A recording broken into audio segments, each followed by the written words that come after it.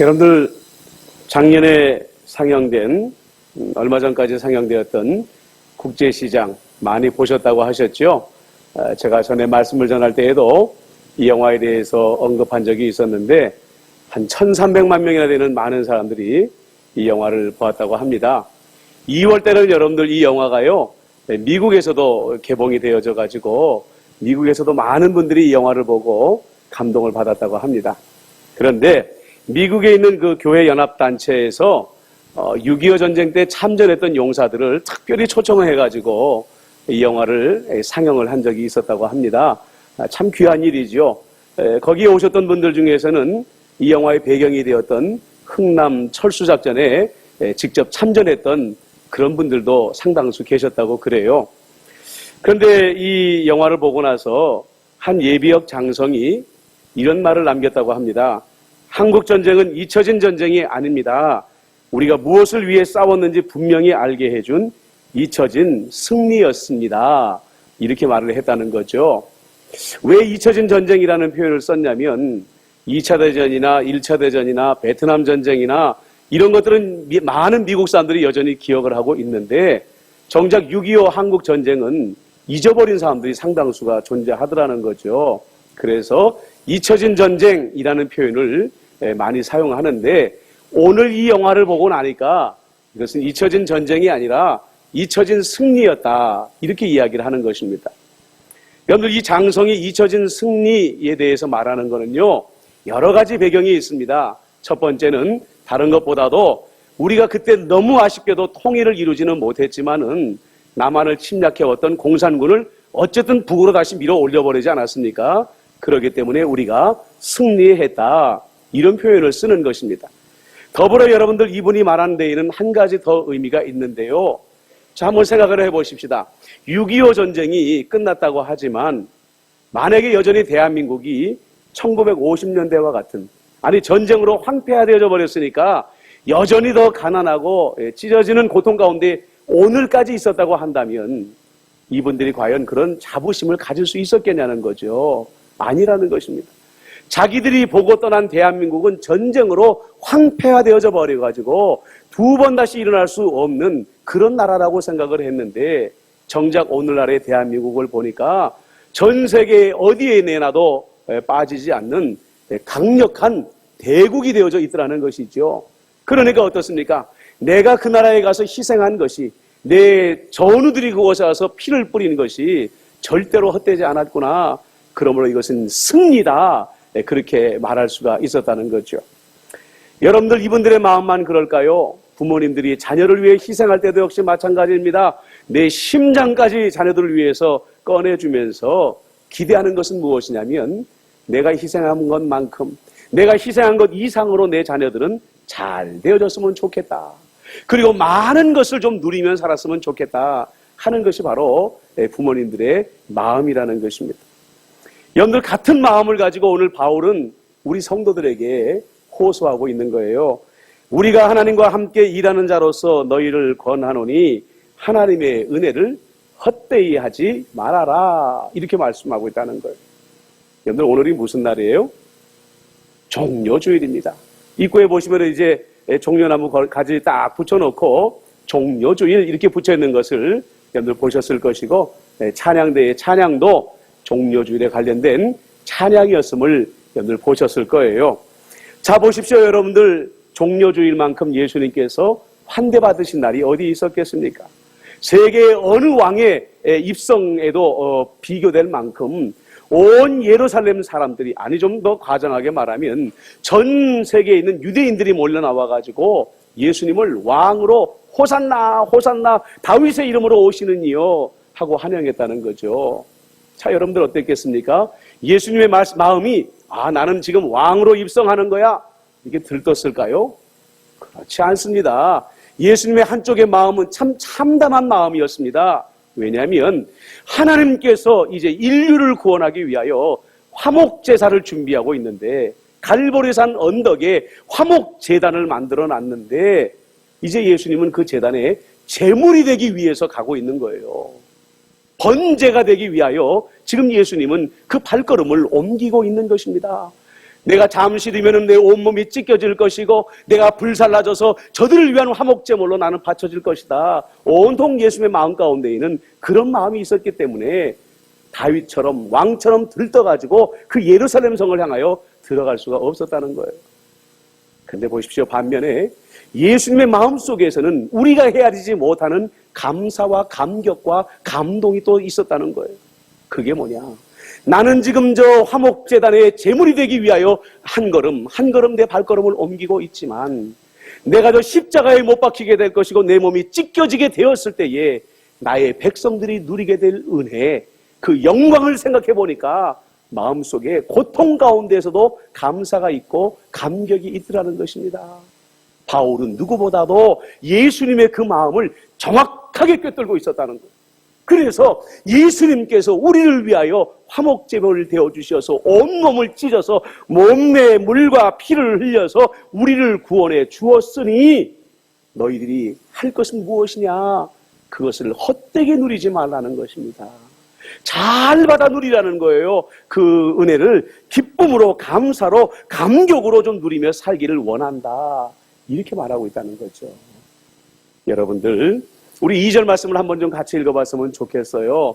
시작. 이르시되 내가 은혜 베풀 때에 너에게 듣고 구원의 날에 너를 도왔다 하셨으니 보라 지금은 은혜 받을 만한 때요. 보라 지금은 구원의 날이로다. 지금이 무엇을 말하는 것입니까? 하나님의 아들 예수 그리스도가 나를 위하여 화목제물 되어주시어서 십자가에 달린 그때 이후로 그 모든 것이 우리 그리스도인들에게는 지금은 이라는 거예요. 그 은혜에 대해서 감사하는 사람, 감격하는 사람은 누구인가? 구원을 누리고 은혜를 누리는 사람이야말로 진정으로 우리 예수님께 감사하는 사람이다. 이렇게 말하는 거죠. 여러분들, 우리는 그 구원을 먼저 어떻게 누려야 될까요? 그 구원을 누리는 법이 있어요. 첫 번째로 우리가 생각해야 될 것은 이것입니다. 여러분들, 우리가 언제 행복감을 느낍니까? 여러 가지 이유와 배경들이 있을 것인데 그 중에 하나는 뭐냐면 남들이 가지지 못한 것을 내가 가졌을 때 나는 행복하다. 이런 생각을 가질 수 있게 된다는 거죠. 남들보다 재물이 많은 사람 그 창고를 볼 때마다 든든하게 생각을 합니다. 남들보다 높은 권세를 가지고 있는 사람 아래를 내려볼 때마다 마음이 든든함을 느끼게 되지요. 또 요즘에 여러분들 얼마나 많은 사람들이 건강에 대해서 관심을 많이 가지고 있습니까? 그래서 남들보다 내가 더 건강하다 생각되게 되면 마음속에 행복감을 느끼게 되는 것이지요. 요즘 우리 청년들 같은 경우에 보면은 이 배에 근육이 있으면은요, 배는 게 없어요. 얼마나 그 배를 보여주고 싶어가지고 배에다 힘주고 말이죠. 옷도 그냥 한번 좀 벗어보고 싶어하고 이러는지 몰라요. 나는 저 사람보다 건강하다 이렇게 생각을 하는 거죠. 그런데 여러분들 보십시오. 우리가 지금 말한 이 모든 것들이 사실 알고 보면 다 상대적이라는 거예요. 돈이 많으면 나는 그것을 자랑하고 싶지만 어느 날 보면 나보다 돈 많은 사람 이 세상에 얼마든지 많구나 하는 것을 알게 되고요. 나는 이 정도 권력이면 대단하다라고 생각했지만 위를 쳐다보니까 하늘 끝 모르게 나보다 더 높은 권력을 가지고 떵떵거리고 사는 사람들이 언제든지 나타난다는 거예요. 건강이요? 역시 마찬가지입니다. 여전히 나보다도 더 건강하고 나보다 더 장수하는 사람들 볼 때마다 우리는 기죽을 수밖에 없다는 거예요. 그러면 여러분들 어떻습니까? 정말로 행복한 사람은 내 안에 가지고 있는 것이 그 무엇과도 비교할 수 없는 것을 가지고 있는 사람. 정말로 나보다 더 위대한 것은 가지고 있는 사람 이 세상에 눈 뜨고 찾아봐도 없어 라고 말할 수 있는 사람이 가장 행복한 사람이라는 거죠. 여러분들 우리 그리스도인들은요. 남들보다 재정적으로 덜 가지고 살 수 있어요. 남들보다 더 높은 권세를 가지고 살지 못할 수도 있습니다. 그리고 남들보다 더 건강하지 못한 삶을 살 수도 있어요. 그런데 여러분들 우리에게 중요한 것이 있습니다. 그것은 세상 어떤 사람들이 가지지도 못하고 누리지도 못하는 위대한 보화가 우리 안에는 있다라는 거예요. 이것은 너무나도 귀하기 때문에 돈 주고 살 수도 없고 권세를 주고 살 수도 없고 내 건강을 주고도 바꿀 수 없는 위대한 보화가 우리 안에 있는데 그것이 바로 구원이라는 보화라는 거예요. 여러분들 보십시오. 아까 제가 말씀드렸을 때에 미군 장성이 잊혀진 승리에 대해서 말했잖아요. 오늘날 얼마나 많은 그리스도인들이 잊혀진 승리 속에 살아가고 있는지 모릅니다. 왜 잊혀진 승리인가? 예수님께서 십자가에 달려 나를 위하여 죽으셨을 때에 우리는 역설적으로 예수님의 죽음을 통하여 영원한 생명을 얻었거든요. 그런데 이 영원한 생명이 무엇입니까? 사망에 대하여 승리를 선포한 것입니다. 모든 인류가 죽음이라는 문제만 나오면 벌벌 떨면서 저주받은 삶을 한탄하면서 살 수밖에 없었는데, 예수님이 십자가에 달려 보혈을 흘려 주시고 우리를 위하여 죽는 순간에 우리 안에 영원한 생명이 거저 주어지게 되었다는 것입니다. 위대한 승리가 주어졌다는 것이죠. 오늘날 왜 그리스도인들이 나는 불행하다 생각하는지 아세요? 우리 안에 승리를 잊어버렸기 때문에 그래요. 주님께서 내게 주신 은혜가, 이 보화가 얼마나 소중한 가치를 갖는지, 돈 주고 살 수 없고 권력 주고 살 수 없고 내 삶을 다 바쳐도 살 수 없는 위대한 보화가 내게 있다는 것을 돌아보지 아니하기 때문에 스스로가 불행하다, 이렇게 생각하며 살아간다는 것입니다. 여러분들, 예수님의 구원의 은혜를 누리는 첫 번째 비결은 무엇입니까? 이미 내게 있는 것을 다시 발견하는 거예요. 이것이야말로 귀한 것이구나. 돈 주고 살 수 없는 위대한 보화가 내 것이었구나. 이걸 발견하게 되면은요, 그것이야말로 주님의 은혜를 누리는 첫 번째 비결이라는 것을 믿으시기를 바랍니다. 여러분들 보십시오. 언젠가 연대에게 말씀을 드렸는지 모르겠는데, 오클라호마에 있는 한 인디언들이 만든 교회에 비문이 있습니다. 거기에는 이런 글귀가 쓰여져 있었는데, 우리는 6번 파손당하고 이사했다. 그때마다 우리 재산은 모두 약탈당했다. 우리는 미조리강을 건너 거기 집 짓고 살면 안전하리라 생각했다. 그러나 몇 해 안가 백인들이 쫓아와 재산을 빼앗았다. 우리는 다시 옮겨 좋은 농장, 편리한 집과 외양간 짓고 자녀 위에 학교 짓고 예배당 짓고 복음을 들었다. 그런데 백인들이 다시 쫓아와서 말과 소를 다 몰아갔다. 그들을 쫓아가는 자는 다 죽임을 당하였다. 우리는 이것을 잊으려 했다. 그러나 백인들이 가져다 준 그리스도의 복음은 잊을 수 없다. 이것은 우리가 받은 고난보다 더 큰 것을 주었다. 우리는 모든 것을 용서한다. 이런 비문이 기록이 되어져 있다는 것입니다. 한마디로 이것은 무엇을 말하는 것입니까?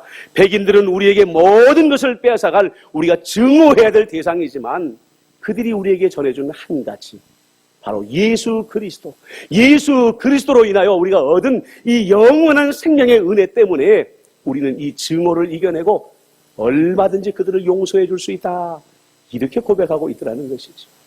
사랑하는 성도 여러분, 덜 가진 것 때문에 원망하지 마십시오. 가장 위대한 것, 무엇으로도 바꿀 수 없는 영원한 생명을 주신 주님께 감사하고 감격하는 삶을 사시기를 주님의 이름으로 축복합니다. 더불어 여러분들, 그분의 은혜를 누린다는 것은 왕의 자녀로서의 우리의 권세를 누리는 것입니다. 무엇을 말하는 것입니까? 우리는 무엇이든지 아버지께 필요한 것들을 청원할 자격이 있다는 것을 알고 우리는 열심히 그분 앞에 기도하는 삶을 살아야 된다는 거예요. 그런데 정작 우리 하나님의 자녀들이 아버지께 기도하지 않습니다. 두 가지 이유예요. 하나는 그분의 능력을 의심하기 때문입니다. 또 하나는 무엇입니까? 이미 나는 부욕해 되었고 모든 것을 가졌기 때문에 그분께 기도할 필요가 없다라고 착각하고 있기 때문이라는 거죠.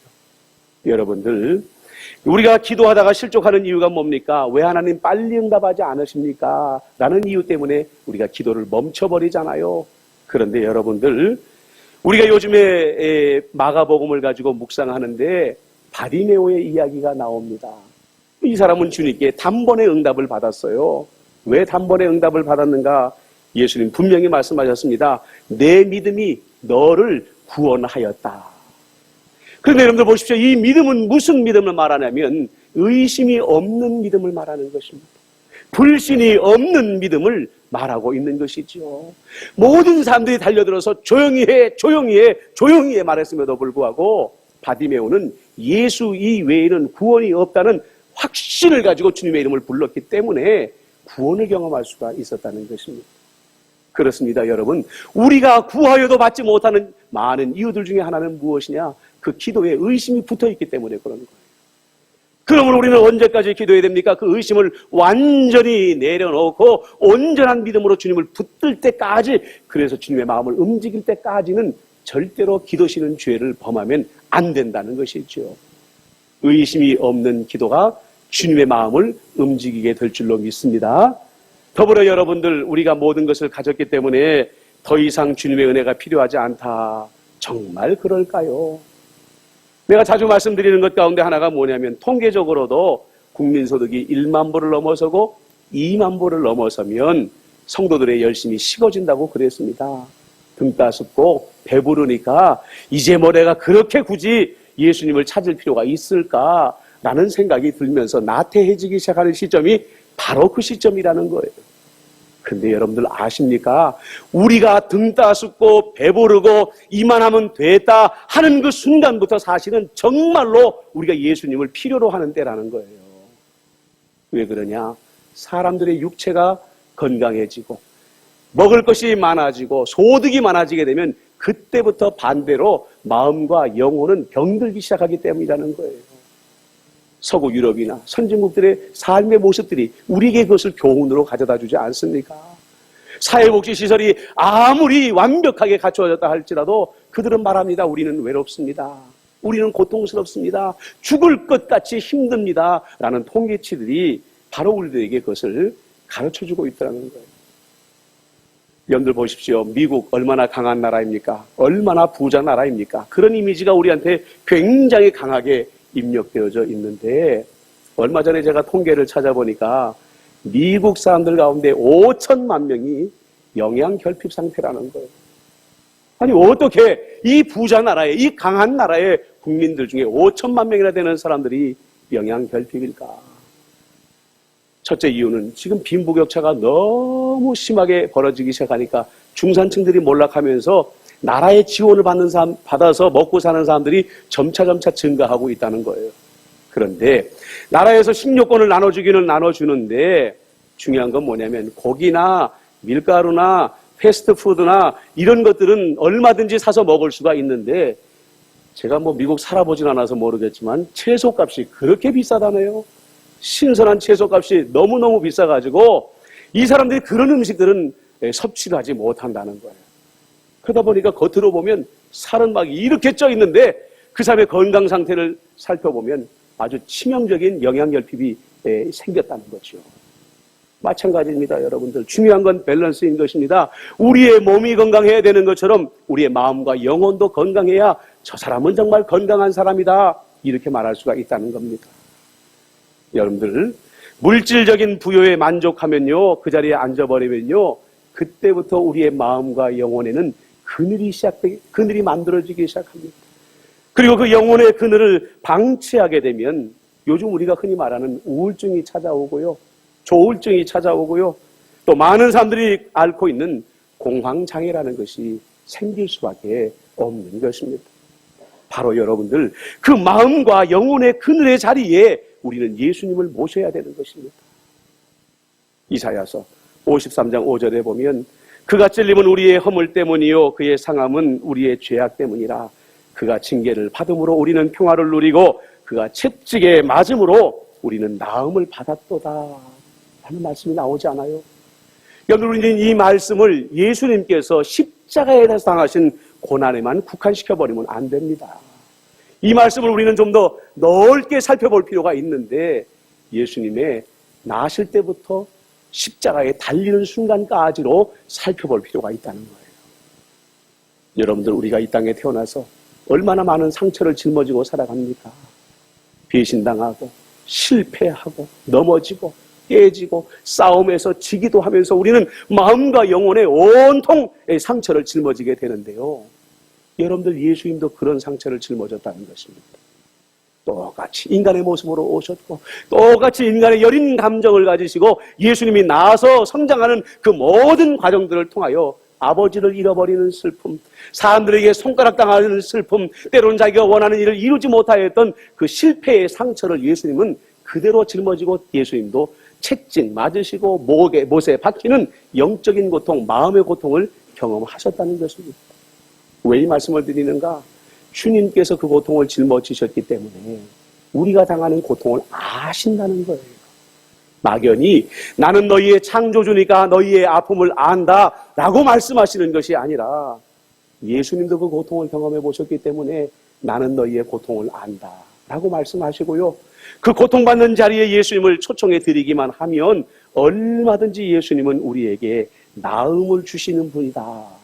이사야 53장은 그런 말씀을 우리에게 주시는 거죠. 여러분, 우리가 할 일은 무엇입니까? 골방에 들어가는 것입니다.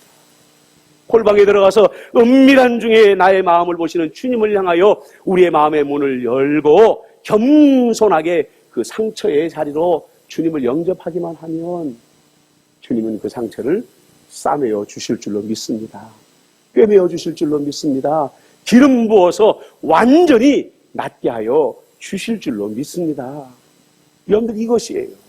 이것이 바로 하나님의 은혜, 십자가의 은혜, 예수님의 은혜를 헛되이지 아니하고 자녀들이 충만하게 누리는 바로 그런 비결인 것입니다. 만약에 이런 것들을 우리가 누리고 있지 못하다고 한다면 우리만큼 주님의 마음을 아프게 하는 사람은 있을 수가 없는 것이죠. 여러분들, 오늘 말씀 4절로부터 10절까지 말씀, 이 본문을 왜 읽었을까 생각이 드시지요?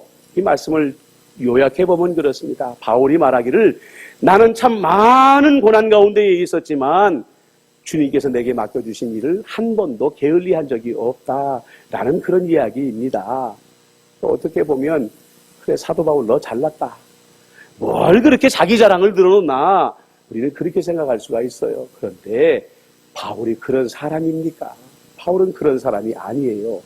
그러면 바울은 왜 이 긴 이야기를 독백처럼 하고 있을까? 우리 10절 말씀만 같이 한번 읽어봤으면 좋겠습니다. 10절 말씀 시작. 근심하는 자 같으나 사람을 부요하게 하고 아무것도 없는 자 같으나 모든 것을 가진 자로다. 아멘. 자, 상식 밖의 이야기를 하는 거죠. 뭘 상식한 이야기를 하는 것입니다. 아니, 가난한 자가 어떻게 많은 사람들을 부요하게 할 수 있습니까? 그런데 바울은 비결이 있다고 말해요. 10절 하반절에 보니까 나는 모든 것을 가진 자로다. 믿으십니까? 나는, 따라서 해보세요. 나는 모든 것을 가진 자로다. 나는 모든 것을 가진 자로다. 내 안에 예수가 있으니까, 예수님은 모든 것을 가졌으니까 고로나는 모든 것을 가진 자로다. 그러므로 어떤 고난이 있어도 어떤 역경이 있어도 나는 넉넉히 이기고도 남음이 있다. 바울은 그렇게 선포하는 것입니다.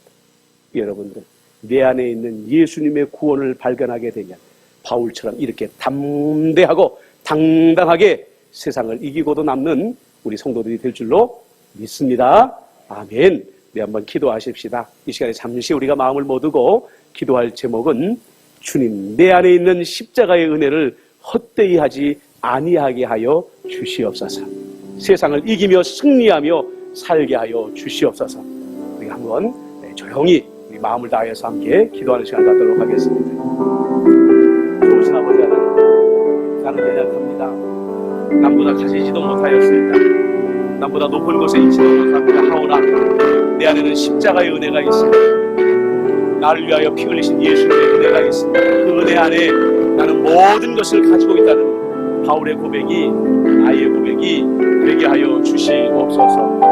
두려워 말게 하여 주옵소서. 담대하게 하여 주시옵소서. 세상을 향하여 떨지 말게 하여 주시옵소서. 모든 것이 내게 있다는 그 믿음을 가지고 세상을 향하여 바울처럼 도전하며 고난과 역경을 견디며 이겨내며 앞을 향하여 전진할 수 있도록 은혜를 더하여 주시옵소서. 주여 감사합니다. 지금도 살아계시고 역사하시는 만군의 주 여호와 아버지 하나님, 외아들 예수 그리스도를 우리에게 보내어 주시어서 십자가의 은혜를 우리에게 거저 주심을 감사합니다. 하오나 아버지 하나님, 우리가 이 은혜를 잊고 살아가고 있습니다. 위대한 승리가 잊혀진 승리가 되어버리고 말았습니다. 주님, 이 승리를 재발견하게 하여 주시어서 세상을 향하여 담대하며 용기를 가지고 살아가게 하여 주시옵시고, 아버지 하나님이시여 예수 안에 모든 것이 아멘으로 이루어진다는 이 믿음을 가지고 담대히 주님께 구하는 삶, 응답받는 삶을 살아가게 하여 주옵소서. 예수님의 이름으로 축복하며 기도드립니다. 아멘.